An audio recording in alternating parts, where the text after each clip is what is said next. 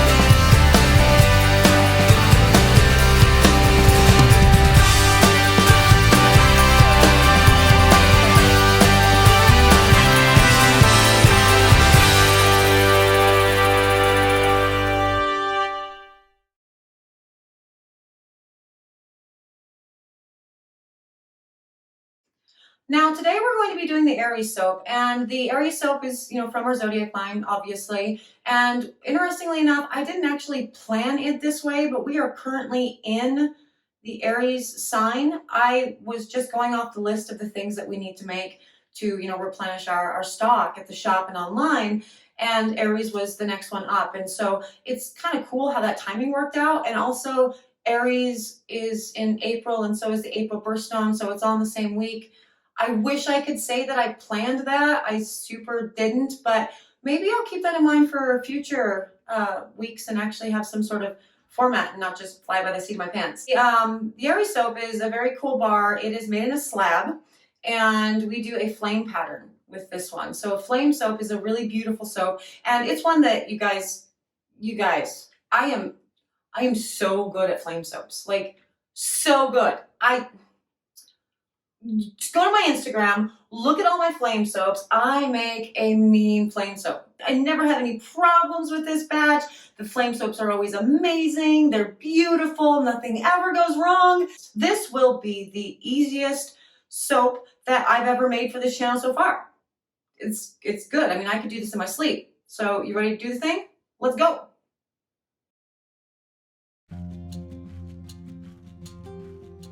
Now, today the soap that I'm making is the Aries soap for the Zodiac line. Now, Aries is a fire sign, right? We have 4 signs. It's earth, air, water, and fire. And Aries is a fire sign. So for that reason, we do a flame design for this particular bar. Now, in order to do a good flame pour, you have to use a slab mold, which is something I don't typically do. You have seen me so far work in log molds, and I really prefer that because of the sheer volume that I do. But the cool thing about slab pours is that you can watch the design sort of come to fruition in real time. You don't have to wait for the cut to see what it's going to look like. So it's satisfying for that reason. Now, the ruling sign, the ruling planet of Aries is Mars, and the power color for Aries is red. The red power color really enhances an Aries energy and productivity and excitement, and that's good. So we're definitely incorporating the red into it. Pink is a secondary color, so we're going to be adding that as well. And the black is just to ground it.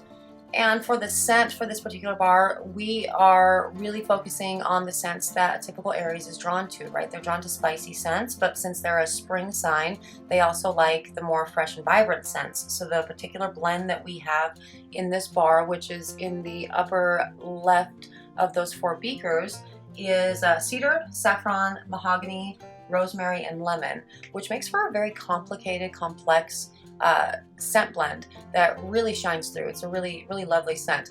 Now within that scent blend, we also have the kaolin clay that's already ready to go and has been dispersed throughout. Now what I am doing, now that I have emulsified the soap batter, is I am pouring it out into the 3 containers that I will use to create the flame design. Now the rest of the soap will be white. We're gonna keep that white for the main base to really make those colors pop. Now with this soap, I soap with about a 50-50 blend here. So I have 50-50 hard oils to liquid oils. And this particular soap has coconut oil, palm oil as a 50-50 blend for the hard.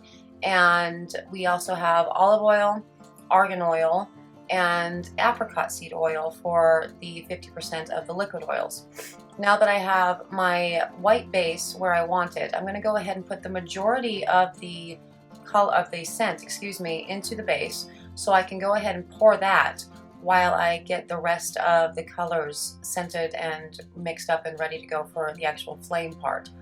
Now the batter is very liquid here, which is a good thing. We definitely want to keep the batter reasonably fluid for this particular pour. We want it to sort of fall down into the base of the soap as much as possible and create, if possible, a nice smooth finish on top. We will be doing some swirls on the top of the bar when it's all said and done. Now you see I reserved a little bit of the white in there. Now the white is to sort of push the colors back if needed when we are doing the pour. We are going to be working on a wall pour for this particular soap, which means we will lay down the pink and then the red and then the black, and it will get further and further into the middle portion of the slab. And if it gets too far in, we're definitely going to want to use that white to sort of push the colors back to the side walls so the flame doesn't encompass the entire soap. Now that we have the colors mixed up into the soap batter, we will go ahead and scent each individual flame portion, and we will get ready for the wall pour. And I will talk about the different types of ways that you can do the flame pour in a slab mold, which I will really not be doing this sort of right way for this, and I will work on a modified flame because I like my soaps to be done in 30 minutes or less, and this accomplishes that for me. So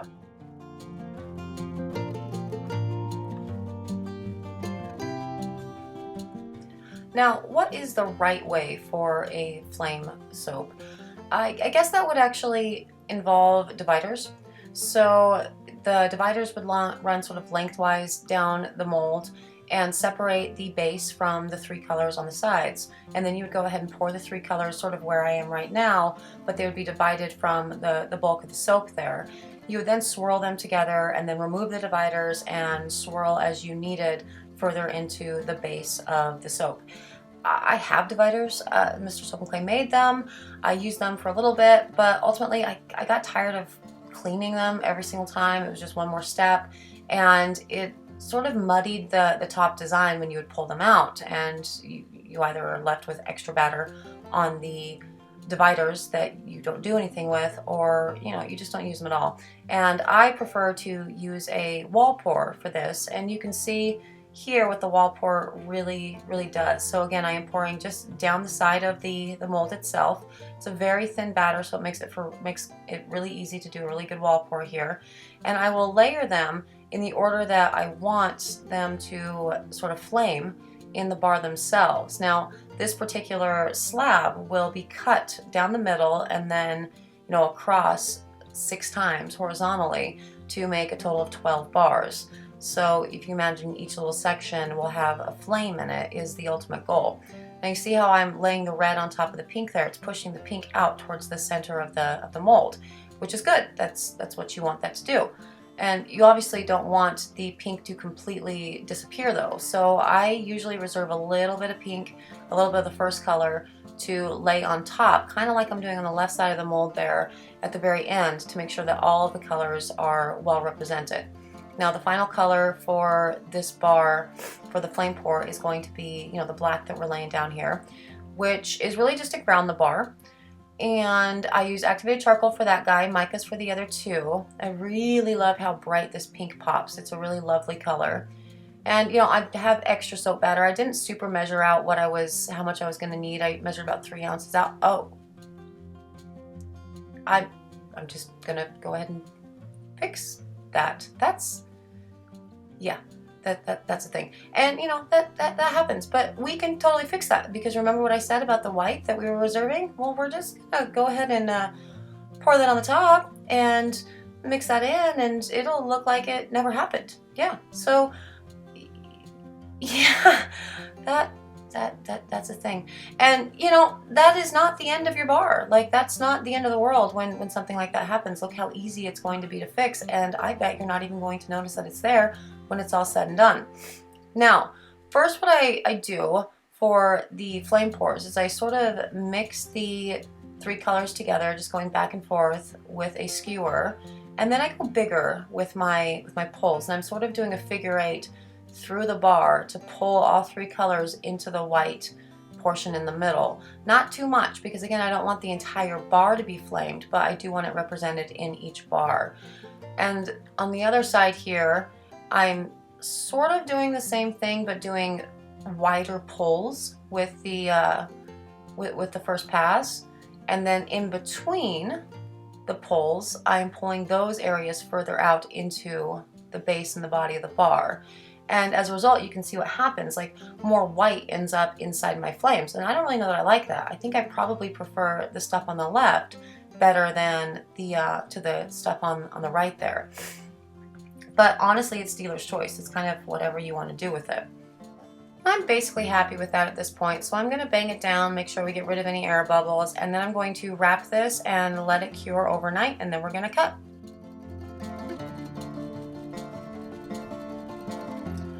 Okay, so we have let this cure overnight.